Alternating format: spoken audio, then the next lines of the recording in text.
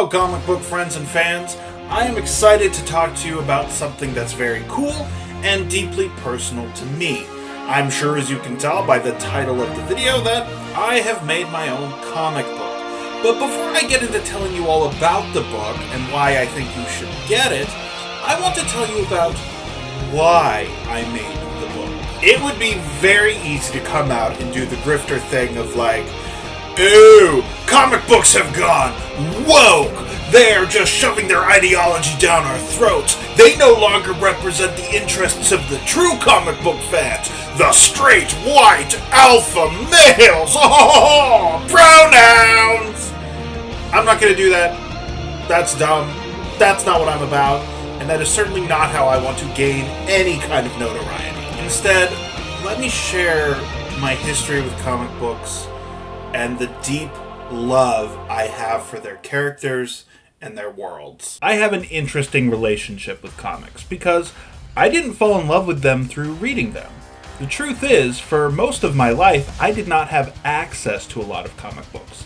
My love for them came through supplemental media. My introduction to the world of comics came through a VHS tape containing 3 Max Fleischer Superman shorts. Being all of 3 years old, I instantly fell in love with Superman. I would watch that tape over and over again. I would tie a blanket around my neck to create a cape. Every haircut I got, I would make sure to ask for a little left in the front so I could curl my hair into a Superman curl. I remember renting the Superman movie, and my 5-year-old self really did believe a man could fly. I loved Superman, which is not a unique disposition to have as a child. Then, 1 year for my birthday, I was given something that would add fuel to my already intensely burning imagination. A collection of Superman dailies.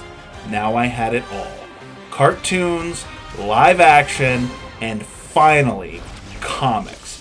I would read it from cover to cover multiple times. See, the problem was, once I was hooked, I needed more. I would consume anything and everything comic book or superhero related. The DCAU, the 70s Incredible Hulk, Spider-Man, Superman Returns, Batman 66. Obviously, I was obsessed with the MCU. Superman 64 was amongst my game collection, which I don't think actually helped anything at all. There was so much supplemental media to these comic worlds, and there just wasn't enough. But there was still this burning desire to get my hands on the real things. I am not a proponent of the idea that to be a real fan you have to read the comic books. However you come to know and love these characters is totally valid. For me, it just wasn't enough. I needed more and more. I had to get my hands on the comic books. There was just one problem. I didn't live anywhere near a comic book shop, nor anywhere that even sold 1 or 2 comic books. I lived in a comic book desert. I went through my library's entire small comic book collection, which mostly consisted of parts 3 and 7 of a 10-part series. I read through what remained of my dad's childhood comics, which were monster books, a couple Archie comics, and more than a few Howling Commando books. Through these odd one-offs, I got to read about the Ninja Turtles, Iron Man, Jonah Hex, Swamp Thing, and others. It was truly an odd collection. A wide range of books, but still a rather strange conglomerate. I used to lay in bed and imagine what the next part of the story could be, since I had no hope of ever really finding out. You see, that's when I had an epiphany. I could just make my own books. I used to lay on the floor with crayons and yellow paper and draw my own stories. I created my own superheroes. I wouldn't write down scripts, I would make up the story panel by panel as I went along. The villain of most of my stories was generally the mad scientist Bozo Bob.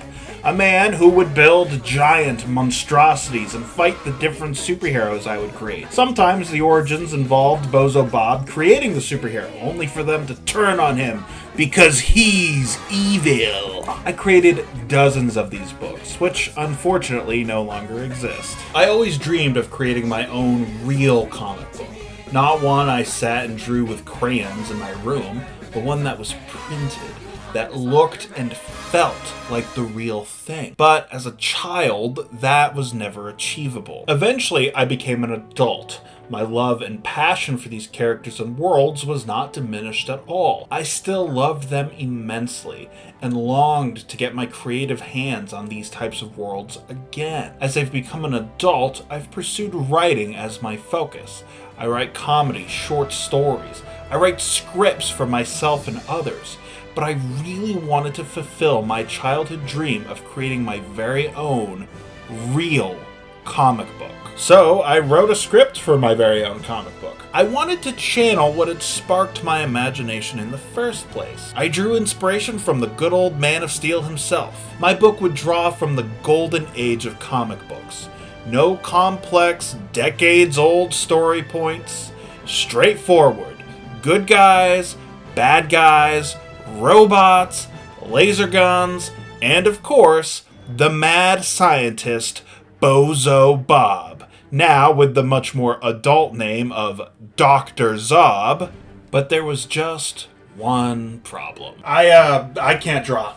There are many creative things that I can do, many things that I've learned to do, but art sure is not one of them. If I tried to draw it now, it would not look any different than the comics I drew a couple decades ago as a small child. So I was clearly going to need an artist, which is not a cheap endeavor. By this point in time, I had been working as a freelance writer for almost a full year. I had nearly $500 saved from the work that I had done, which had yet to go into other projects. At the same time, I had also written a script for a Star Wars parody video, so I had a choice to make. Do I take everything I've earned and put it into this video, or do I take it and put it into the comic book and fulfill my childhood dream? Well, you already know what choice I made. I eventually got in contact with an artist named Julian Jovanovic. He was unfamiliar with the golden age of comic books, so I kind of had to fill him in on what I was looking for, and we spent the next few months working on finalizing designs and putting together a fully fledged comic book. So that's the why and the how of the book. So now let me tell you about the book itself. Or maybe this radio-inspired ad I made can do it for me. The Rise of the Mecha Man! A new comic from writer Elijah Rice and artist Julian Jovanovic. The Rise of the Mecha Men! Read as Mac and HH, two low-level criminals, unwittingly stumble into the clutches of the mad scientist Robert Zob in The Rise of the Mecha Men. Dr. Zob is looking to get a fat military contract, and these two bumbling buffoons might just make for the perfect test. Read this Golden Age-inspired comic as the Good Doctor unleashes his latest invention, the Mecha Men! Available on Amazon, Barnes & Noble, and Google Play. So this is the first of a 5-part series. Now, based on my experience as a kid of getting incomplete series, I wanted to try to do something a little bit different to address that. Each issue will be a complete story. I'm not going to try to bait you with cliffhangers to try to get you to read the next issue. All of the issues will connect into one overarching story, but each issue will also be its complete story. That way you never feel like you're missing out on something. So that's my story, and this is my book. Julian and I both worked very hard on it, and I really want to get the next one into production, but there's only one way that's going to happen, and that's if I have the money to do it. So I'm asking, if you liked my story, if you're interested in the book, please buy a copy. If you want to get it physically, it's available on Amazon and Barnes & Noble. And if digital is more your thing, it's on Kindle and Google Play. I really want to make more books. Sooner rather than later, hopefully. And I know with your help I can get it done. I know I'm a nobody. I know this channel has like barely any subscribers. I have no idea what the reach or the viewership of this video will be, but if I can sell 150 books, I can immediately put the next book into production. And hopefully if I sell more, it'll just guarantee the completion of the series. This is planned as a 5-part series, but maybe if I gain a little traction, I kind of envision this being a 5-part series.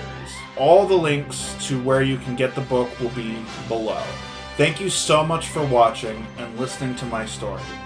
I really, really hope you consider getting my book. It would mean more to me than I think you realize.